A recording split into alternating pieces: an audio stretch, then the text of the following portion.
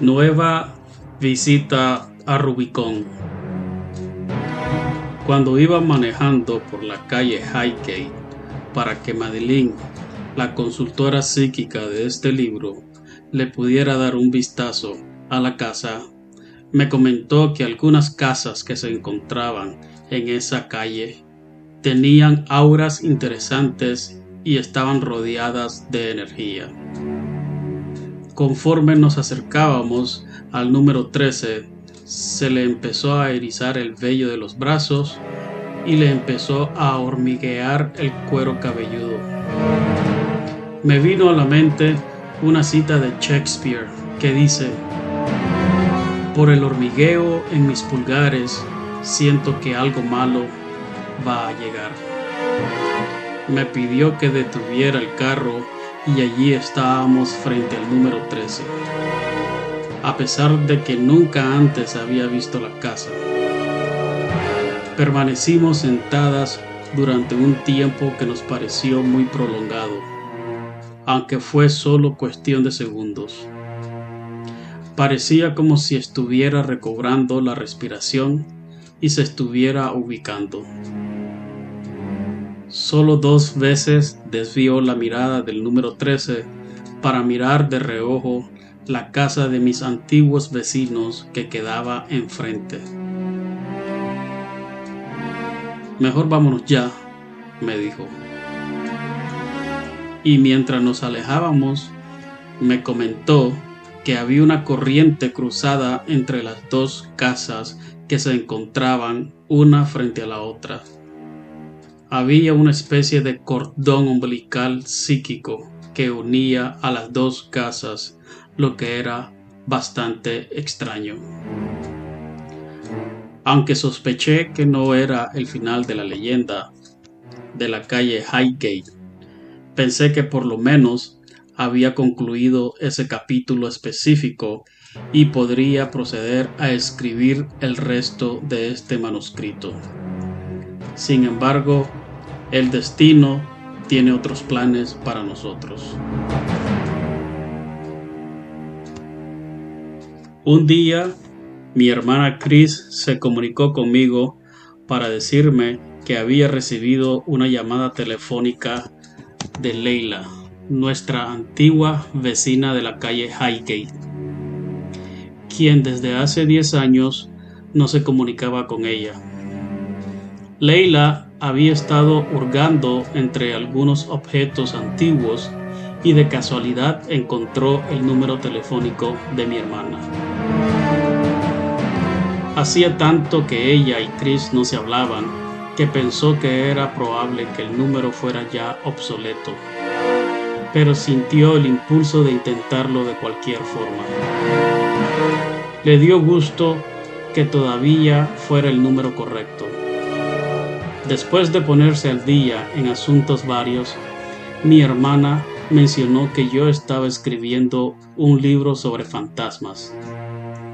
Leila se quedó perpleja y empezó a compartir algunas de las experiencias que ella y su familia habían tenido.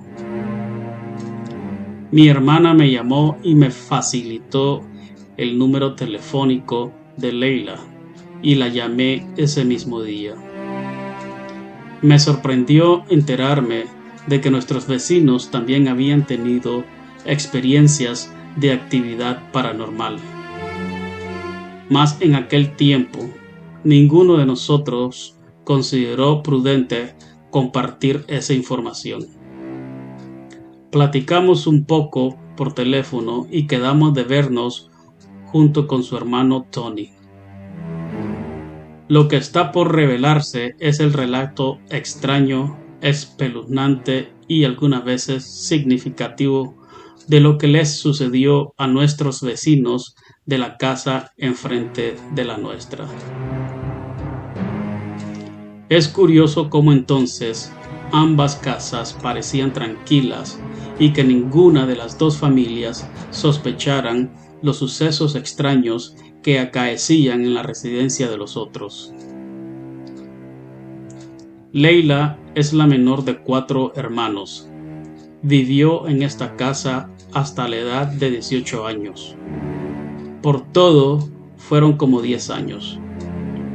Uno de sus recuerdos más vívidos fue lo que sucedió una noche después de que se fue a dormir. Compartía una cama con su hermana mayor y mientras acomodaba las sábanas para sentirse cómoda, se dio cuenta de que había un objeto debajo del cobertor. Empezó a explorarlo. Primeramente sintió un dedo, después otro. Poco a poco se empezó a dar cuenta de que el objeto que tocaba era una mano dura y desencarnada o incorpórea. No hace falta mencionar que esto la sorprendió mucho. De inmediato trató de despertar a su hermana, que simplemente la ignoró de forma molesta. Leila no pudo dormir bien esa noche. Muffy, su perro consentido, algunas veces se quedaba en la habitación. Como todas las mascotas, Muffy era muy sensible a cualquier cosa extraña que sucediera, lo que incluía lo supernatural. Tanto Leila como Muffy reaccionaron ante el sonido que provenía de alguien que caminaba en el corredor a las 5 de la mañana. Esa persona, quien Leila suponía que era su madre, siguió su camino por el corredor. Abrió la puerta del closet de blancos, sacó algo como el burro de planchar, continuó hacia la cocina y al llegar allí empezó a planchar. Leila se levantó para indagar la razón por la que su madre estaba planchando a esa hora. Mientras salía de su recámara y se dirigía hacia la cocina, empezó a decir: ¿Qué haces, mamá? Pero nadie se había levantado. El lugar estaba oscuro y espantosamente inerme. Leila y Muffy regresaron corriendo a la cama. Este incidente es solo una de las múltiples manifestaciones de actividad poltergeist que esta familia experimentó durante años. La mayoría de los movimientos poltergeist son inofensivos y juguetones. Más bien, a veces son un fastidio o una rareza que cualquier otra cosa. Algunas veces hasta pueden ser de ayuda, como en la ocasión en que Leila se percató de que su hermano Tony había llegado por la puerta. Como la ocasión en que Leila se percató que su hermano Tony había llegado por la puerta trasera de la casa y se levantó para abrírsela. Para su sorpresa, la puerta se abrió, pero no por voluntad de ninguno de los dos. Se quedaron mirándose uno al otro a través de la puerta abierta. Todavía Tony tenía las llaves en sus manos. Otras veces, los poltergeists son traviesos y con toda probabilidad ponen en aprieto a algún chico inocente y confiado. Tal fue el caso de Leila y Tony cuando llegaron una tarde a comer. En aquel entonces todavía estaban en primaria. Recuerdan que era el día de Todos los Santos. Su mamá acababa de comprar una cafetera y cuando llegaron a la casa los recibió una madre un poco desesperada que los cuestionó.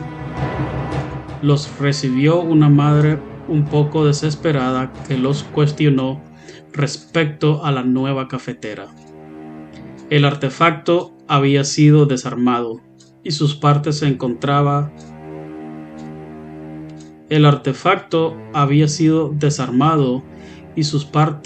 se encontraban diseminadas sobre las estufas y los anaqueles. Tanto Tony como Leila le aseguraron que ellos no sabían nada al respecto, lo que de hecho era verdad. Más tarde se les preguntó a los otros dos hermanos, a Gianni y Ann, pero ellos tampoco estaban enterados. Por fortuna, La cafetera estaba completa a pesar de la desarme. Por fortuna, la cafetera estaba completa a pesar del desarme físico. Esto no le sorprendió a Anne. Antes de que su familia se cambiara a la calle Highgate, Anne tenía un anillo con una piedra azul que había pertenecido a su abuela. Un día desapareció.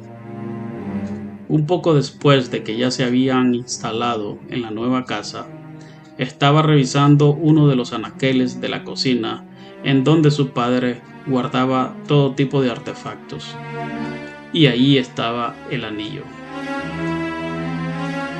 Muchas de las experiencias que compartieron los hermanos se relacionaban con la muerte de María, su madre, quien falleció el 31 de julio de 1989. Como era natural, Anne estaba muy deprimida después de la pérdida. Al día siguiente del fallecimiento de María, era el cumpleaños de Anne. No estaba de humor para celebrarlo y es probable que el aniversario hubiese pasado desapercibido si no hubiera sido por dos sucesos muy peculiares. El día de su cumpleaños, una lámpara se prendió y apagó 4 veces consecutivas. Tanto la lámpara como los focos estaban en perfectas condiciones. Otra cosa que observaron fue que aunque ni ella ni su esposo habían cambiado la hoja del calendario para el mes de agosto, alguien le había dado vuelta. Aunque estos sucesos eran un tanto espeluznantes, se consolaban al pensar que su madre se había acordado del cumpleaños de Anne. El calendario indicaba el 1 de agosto, la fecha de su aniversario. Gianni, el mayor de los hermanos, era la última persona en querer tener experiencias sobrenaturales, pero como individuos nadie puede decidirlo. Los hermanos habían insinuado que Gianni no deseaba hablar de esas experiencias, pero como yo deseaba preguntarles sobre un evento en lo particular, decidí que de todas formas le hablaría por teléfono y dejaría que él decidiera si quería que lo entrevistara para este libro. La experiencia a la que me refiero involucraba a mi hermana Charlene, ya fallecida. Gianni estaba pasando unos días con su hermana Leila y había encendido una veladora en honor de John Lennon, que acababa de ser asesinado. Había encontrado una foto de Charlene y estaba recordándola cuando la flama de la vela empezó a crecer como la llama de un soplete para soldar. Esto sorprendió mucho a Gianni y sintió una presencia abrumadora de su hermana Charlene. Ella y Gianni tenían casi la misma edad y lo había afectado mucho la noticia de su muerte. Sin embargo, el significado de esta experiencia es un misterio.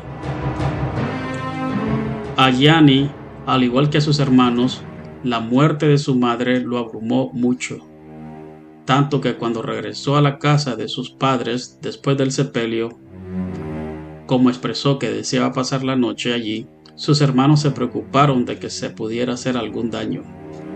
Por lo visto, alguien o algo compartió esa preocupación por alguna razón. Literalmente salió corriendo de la casa. Todo empezó cuando llegó a la casa de la calle Highgate y la puerta de la cochera empezó a abrirse y cerrarse con furor, como si desde afuera lo estuvieran saludando o deteniéndolo. Dentro de la casa la situación no era más favorable. Había tenido con anterioridad algunas experiencias paranormales cuando vivió en esa casa, pero nada parecido a esa noche. El hecho de que acababa de llegar de un entierro hacía el evento un tanto congruente, porque se sentía como si estuviera entrando a un mausoleo. La casa se sentía helada y llena de presagios. No era familiar ni acogedora. Cuando encendió las luces, éstas variaban de resplandecientes a mortecinas, y de vez en cuando titilaban o simplemente se apagaban. No era posible que todos los focos del piso principal se estuvieran fundiendo al mismo tiempo. Pasó de un cuarto a otro e inspeccionó con cautela. Al entrar a la recámara de sus padres, se paralizó al ver la hendidura de lo que parecía ser el vestigio del cuerpo de su madre que yacía sobre la cama. Eso fue el colmo. Le gritó a su hermano Tony, quien supuestamente tenía más experiencia y conocimientos de estos asuntos. Tony le dijo a Janie que mantuviera la calma y le insinuó que con toda probabilidad era su madre y que no había nada que temer. Después le sugirió que saliera de la casa. Si Janie había tenido intenciones de lastimarse a sí mismo, no lo iba a hacer entonces, ni tampoco en esa casa. En efecto, dadas las circunstancias, se le echó de la casa. Mientras esperaba a que su novia lo recogiera, con mucha cautela, recorrió la casa para cerrar todas las puertas y ventanas. Cuando regresó al día siguiente, todas las puertas y ventanas estaban abiertas, y a la entrada de la casa encontró la silla en la que su madre solía sentarse, como si ella hubiera estado vigilando como un centinela fantasmagórico. Sus experiencias previas no habían sido tan dramáticas como para hacer que saliera huyendo, pero fueron lo suficientemente fuertes como para dejar una impresión de por vida. Cuando era joven, compartía con su hermano una recámara que daba al frente de la casa y tenía una vista a una terraza. En más de una ocasión, cuando se sentaba en la terraza para disfrutar durante el verano del fresco de la noche, la luz de su recámara se prendía y se apagaba. También llegó a escuchar pasos y diversos ruidos como golpes o portazos. Todo esto sucedía cuando no había nadie en casa, pues de otro modo no le hubiera llamado la atención. Una experiencia placentera fue el percibir aroma de flores. De igual manera, no sabía de dónde procedía. Hasta hoy en día, el origen de ese aroma es un misterio. Recuerda una experiencia no muy agradable que tuvo a medianoche. Estaba acurrucado en la cama y lo perturbó la presión de una mano fría y pegajosa que se posó sobre su hombro. Sintió una presencia muy fuerte de alguien desconocido, pero no quiso prender las luces. No deseaba ver quién o qué era. Esta experiencia es muy semejante a la que tuvo Leila. Las dos casas en esta modesta calle también compartieron una experiencia. Implicó la materialización de un fantasma negro y siniestro. El incidente le sucedió a Tony, el hermano de en medio. Él era el último en salir de la casa. Tony no solo era el que pasaba más tiempo en casa, sino que también se suponía que tenía ciertos poderes psíquicos. No se asustaba con los fenómenos que sucedían alrededor. De hecho, le interesaban tanto que empezó a estudiar de manera intensiva, aunque informal. Empezó a estudiar todo lo relacionado con lo paranormal y con el espiritismo. Tal vez recuerdes haber leído en el capítulo anterior que tuve encuentros con una figura encapuchada vestida de negro, cuya presencia se ha quedado en mi mente hasta ahora. Es por eso que me llamó mucho la atención cuando me enteré de que Tony también había visto una variante de esa figura. Una noche, después de un día prolongado, Tony se fue a acostar temprano. Bajó el sonido del aparato de sonido y había pocas luces encendidas. Estaba acostado boca arriba tratando de relajarse cuando le llamó la atención una figura que se formaba en una de las esquinas de la habitación. La figura evolucionó hasta formar la figura de un hombre alto que llevaba sombrero y una larga capa negra. El estilo de vestimenta era muy antiguo, tal vez del siglo XVI o XVII. Cuando Tony prendió las luces, el sujeto desapareció. ¿Cuál era el vínculo, si existía alguno, entre las dos figuras vestidas de negro? La lógica indica que las apariciones de este fantasma en ambas casas van más allá de una coincidencia. En otra ocasión, puso el despertador para que sonara a las 5 de la mañana del día siguiente. Despertó durante la noche y echó un vistazo a la carátula iluminada del reloj. Se fijó en la hora y se volvió a dormir. Despertó otra vez un poco más tarde. Se volteó para ver la hora y el reloj había desaparecido. Saltó de la cama sin saber si ya se había retrasado para ir a trabajar. Prendió la luz y para su sorpresa descubrió que alguien había volteado el reloj hacia la pared. El cordón eléctrico estaba enredado en el reloj. Tony, bastante molesto y sin siquiera considerar la posibilidad de un poltergeist, fue a la habitación de sus padres y preguntó quién le había jugado esa broma.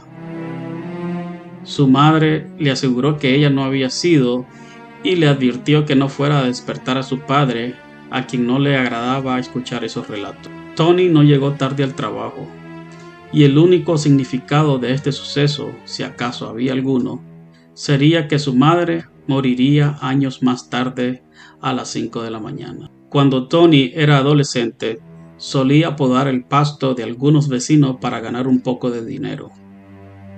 Un día, al terminar su trabajo y mientras se dirigía a su casa, se encontró a un anciano que vivía al final de la calle Highgate.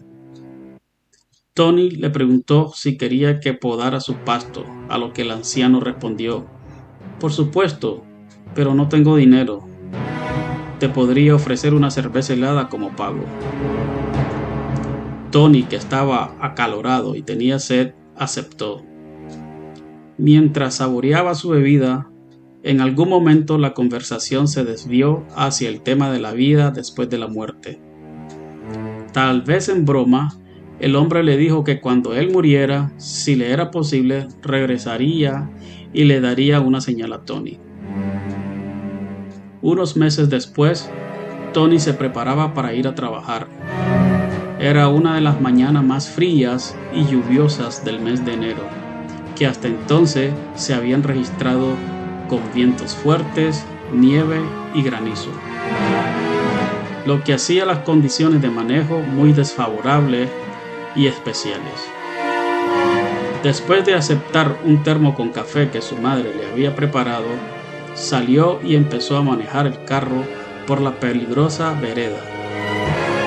Algo extraño llamó su atención. No podía creer lo que veía. De pie a un lado del camino, sin ropa, excepto unos calzoncillos cortos, estaba una figura que parecía un anciano. No podía ser, pensó. Ningún ser humano podría sobrevivir a la intemperie en ese clima, sin nada o casi nada puesto. Enseguida le vino algo a la mente.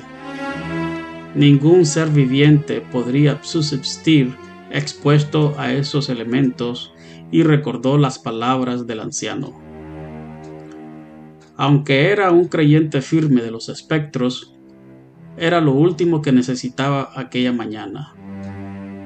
Entre el ventarrón y el aguanieve y tratando de no quitar la vista del camino, le fue difícil mirar con detenimiento a lo que era aquello. Cuando pasó cerca de la aparición, Todo lo que pudo distinguir en el espejo retrovisor fue una sombra, pero bastante real. Como por ironía, cuando llegó a su trabajo, lo primero que le dijo uno de sus colegas fue: «Oye, Tony, parece que vistes un fantasma». Más tarde, Tony se enteró por los vecinos que el anciano había muerto. Parecía como si aquel caballero extraño había cumplido la promesa que le había hecho a Tony. En una ocasión, Tony organizó una sesión espiritista que incluía a Leila, su futura esposa, y al entonces novio de Leila, Kevin. Se reunieron en la sala de estar de la planta baja y Tony les indicó que todos se tomaran de la mano y que no rompieran el círculo. Entonces iniciaron su intento de ponerse en contacto con los espíritus habituales de una sesión de aficionados, como la de Elvis y el expresidente asesinado John F. Kennedy. Tony recibió un aviso para que mirara hacia arriba de las escaleras, en dirección a la puerta, y cuando lo estaba haciendo, se percató de que la puerta se cerraba lentamente. Kevin se empezó a reír, tal vez de nervio o porque pensó que todo era un simple ejercicio de farsa. Decidió cerciorarse y subió a las escaleras y se encaminó hacia la puerta, solo para recibir un golpe en la cara con una fuerza que no era natural. Al tratar de abrirla, sintió una presión del otro lado de la puerta, como si alguien la estuviera deteniendo con su cuerpo. Se asustó tanto que bajó las escaleras de espalda. Preguntó si había alguna ventana abierta que pudiera explicar el fenómeno, a lo que Tony respondió que no. Kevin no aguantó más estar en la sesión y exclamó: «Yo mejor me voy de aquí», y salió por la puerta de atrás. En el camino se tropezó con un taburete que su madre utilizaba con frecuencia cuando tendía la ropa. En su prisa por salir de la casa, Kevin casi se desnuca al tropezarse con el banquillo. Tony cree que estas manifestaciones estaban dirigidas a Kevin porque era evidente que se había burlado y ridiculizado a los espíritus. Al día siguiente del entierro de su madre, Tony estaba orando en silencio frente a su tumba cuando sintió cierta presión en su brazo. Era la misma presión que le era familiar cuando su madre lo tomaba del brazo cuando la llevaba a alguna parte. Recibió una impresión muy fuerte, como si alguien le dijera que tenía que reunir a sus hermanos en la casa. Pudo contactarse con Ann y con Leila, mas no con Gianni. Cuando llegaron a la casa, se dieron cuenta de que Gianni tenía la llave. Como por cierto presentimiento, Tony les suplicó que esperaran. Así que se fueron a sentar a la terraza durante un rato. Poco después llegó Gianni. Una vez dentro de la casa, las hermanas se quedaron arriba, mientras que Gianni y Tony bajaron al sótano para trabajar en una cruz de madera que iban a colocar en la tumba de su madre, mientras se colocaba una lápida. Cuando Gianni estaba por terminar el grabado de la inscripción, Tony se percató de que de pronto las luces empezaron a brillar con una luminiscencia más allá de su capacidad natural. Subían y bajaban de intensidad. Tony pensó que debía existir una razón por la que todos se reunieron allí ese día y lo tomó como una señal de su madre. Para confirmarlo, le pidió a su madre que les diera a todos otra señal, y de repente el aire acondicionado hizo un estallido y todas las ventanas se abrieron de repente. Esto para él era la respuesta. En el piso de arriba, las niñas brincaban alegres y se abrazaban. No cabía la menor duda de que su madre estaba asegurando a sus hijos que ella estaba bien y que todavía permanecía con ellos. Estas no fueron las únicas señales que recibieron de ella. En sus últimos días, su madre tenía mucha dificultad para respirar. Con frecuencia le pedía a alguno de ellos que abriera una ventana. Después de morir, las ventanas siempre quedaban afianzadas cuando salían de la casa y estaban abiertas cuando regresaban. La última vez que Tony estuvo en la casa fue alrededor de junio del año 1999, pues fue a visitar a su padre, quien todavía vivía en esa casa. Por lo que Tony y sus otros hermanos saben, la casa está ya tranquila. La actividad paranormal ha cesado, mas su madre todavía los cuida, el eterno centinela fantasmagórico. Postdata: aunque ella murió antes de que se conocieran, el hijo de Leila conocía a su nona por fotografías. Una tarde, mientras estaba sentado en su silla alta para infantes, el niño de pronto se emocionó y mientras señalaba a alguien gritó: «Nona, nona». Leila miró en la dirección que el niño señalaba, pero no pudo ver nada. Era evidente que el bebé había reconocido a su abuela, quien todavía los cuidaba. Como se dijo con anterioridad, el patriarca de la casa todavía reside ahí y los 4 hijos permanecen en la ciudad. Aunque todos habían tenido alguna experiencia de lo paranormal desde que salieron de la casa ubicada en la calle Highgate. Tony es el más activo en el aspecto físico y con frecuencia recibe premoniciones espontáneas acerca de eventos futuros en la vida de aquellos que le salen al encuentro.